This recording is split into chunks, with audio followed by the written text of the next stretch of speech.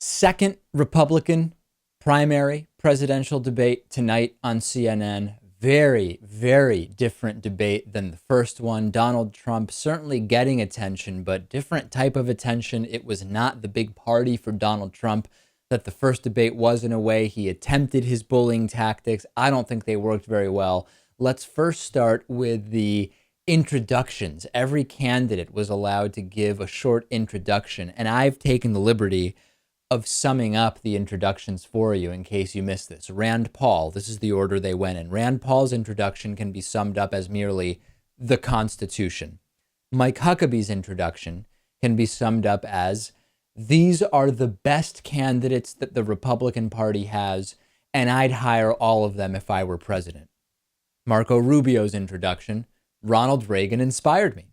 Ted Cruz's introduction was I'll stand up to career politicians. Ben Carson introducing himself by basically saying, I'm glad Carly Fiorina is here. Donald Trump, no surprise, saying, I'm a billionaire and I'll make our military even bigger. Jeb Bush, nothing. I mean, a completely void, meaningless, vacuous introduction that had absolutely no influence on anything anybody felt in that room.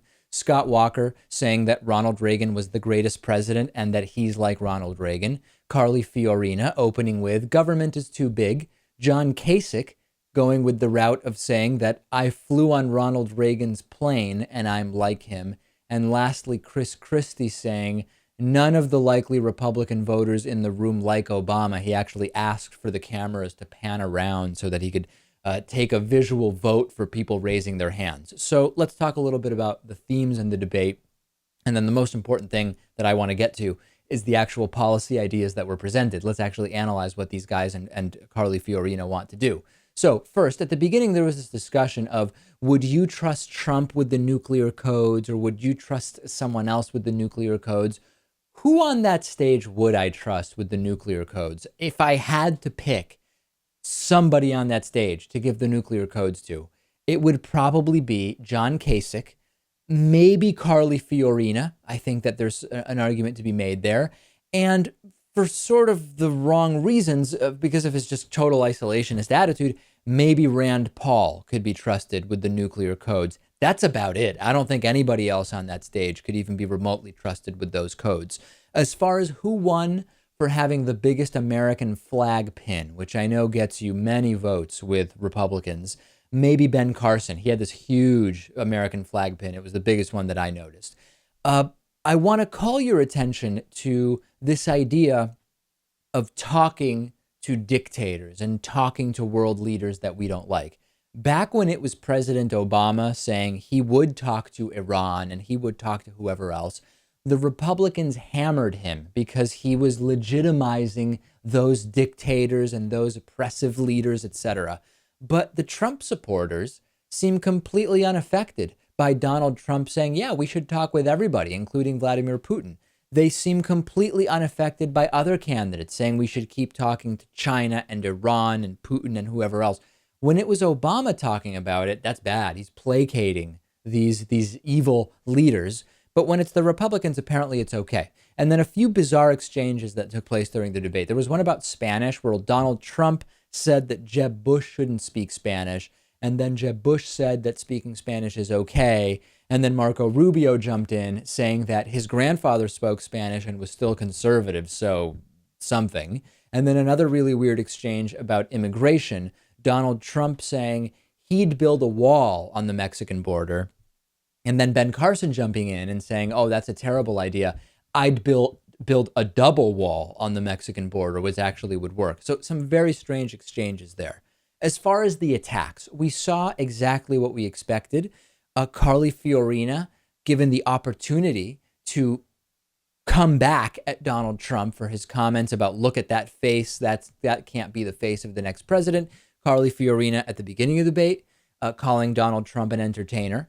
And most notably, not responding and just saying, hey, people heard what Donald Trump said about my face, and it basically speaks for itself. I thought it was the right move. It was the classy move. But what was made very clear by Carly Fiorina is that our hypotheses that she is there to criticize Hillary Clinton as a woman criticizing Hillary Clinton were those hypotheses were absolutely spot on. At almost every opportunity, Carly Fiorina choosing to criticize Hillary Clinton. We talked months ago, a couple months ago, month and a half ago, about a Ted Cruz PAC donating $500,000 to a Carly Fiorina PAC, and we hypothesized that may be because it's really good for the male Republicans to have a female candidate there to criticize Hillary, and indeed she was there and she criticized Hillary.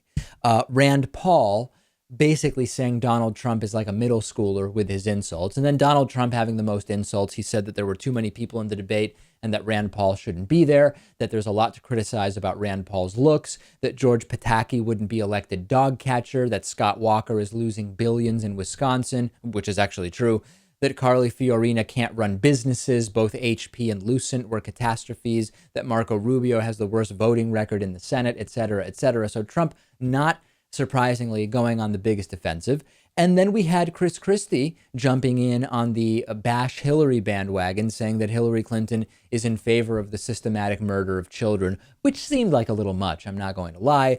Jeb Bush was ever so marginally less milquetoast than last time, and sort of made a slightly better impression, I guess, but not really going on the offensive against anybody in particular, and that seems to be his style. And it would be great if everybody had that style and it wasn't about personal attacks. Now that we've gotten all of that out of the way, policy ideas. What policy ideas did we get in this debate? Very few. Very, very few actual policy ideas. Scott Walker said balancing the budget is good, and that cutting taxes is good, and that bankruptcy is bad. He also said he would repeal Obamacare on day one as president. And he also said he would send troops into harm's way only if it were an issue critical to national security. There's an idea, certainly nothing controversial with that last piece. Chris Christie's big idea was that he would continue to veto tax increases as president, the same way he's been doing as governor of New Jersey. Donald Trump's ideas, and these we were watching for, what are they? Donald Trump says, let ISIS fight Syria.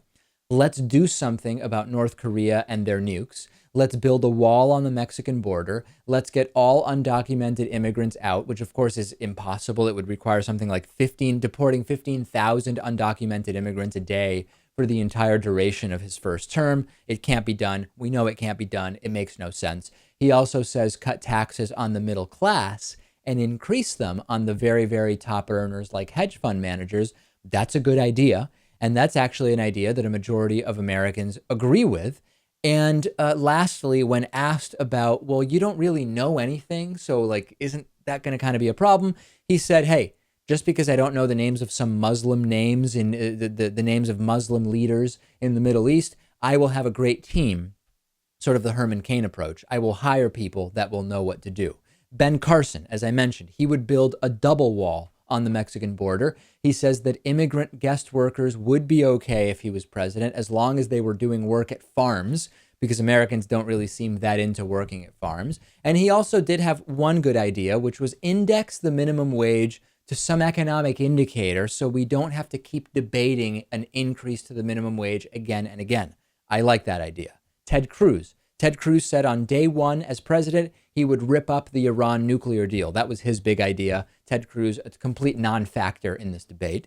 And then Jeb Bush, very vague in his ideas. He said, first of all, that he would go on the offensive with China with regard to cybersecurity. I guess that means preemptively hacking China before they hack us. I don't really know what that was about. And then with regard to appointing justices to the Supreme Court, he said he would appoint justices, nominate justices, who have a record of upholding the Constitution. Really inspiring, Jeb. Really, that'll really rally everybody. A brilliant idea. Carly Fiorina. Carly Fiorina had some specific ideas. She said she would rebuild the Sixth Fleet, rebuild missile defense in Poland, do military exercises in the Baltic states, and send more troops to Germany to scare Russia. She would also give Egypt and Jordan intelligence and give weapons to the Kurds. There's an idea, basically restart the Cold War, an utterly insane idea, but I like that she was specific. It was an idea nonetheless. We do happen to have something like 40 bases in Germany. I don't know why she would want an even bigger military presence in Germany, or how on earth that would make sense. But I was pleased to at least hear a policy idea from Carly Fiorina. John Kasich, he spoke up about the Iran nuclear deal. He said, hey, if Iran violates the agreement, we use sanctions and we keep the military option on the table. And then if Iran violates the agreement, we actually have the credibility to go after them based on their violation of the agreement. This is exactly my thought on this. Unfortunately, then Kasich went completely off the rails, saying that defunding Planned Parenthood is something that should happen, just utterly insane.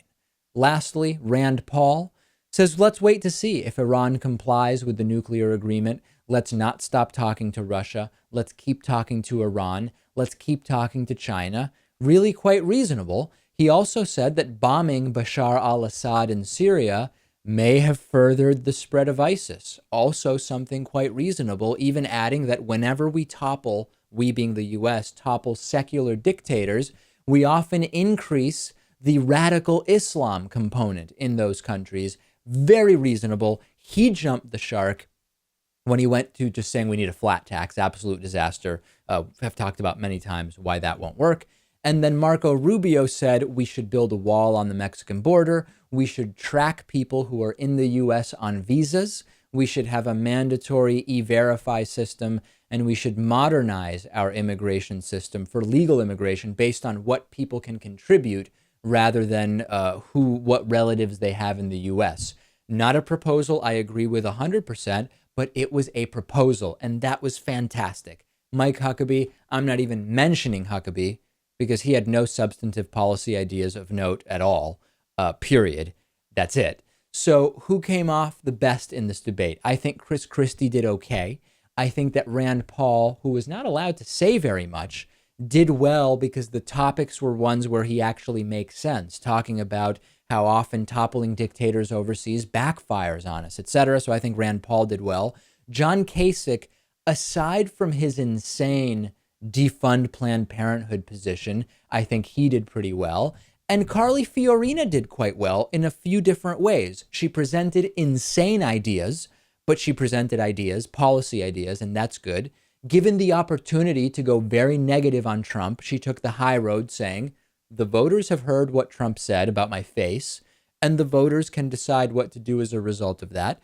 And I think also that she defended herself very well, generally, in terms of her record at Hewlett-Packard. Now, I think her record at Hewlett-Packard is absolutely atrocious, and it is indefensible. To the extent that it is indefensible, she definitely was prepared to address the laying off of tons of people and sort of dancing around her golden parachute in a way that I think is the best possible way to have addressed it. We will see what happens in the polls after this debate.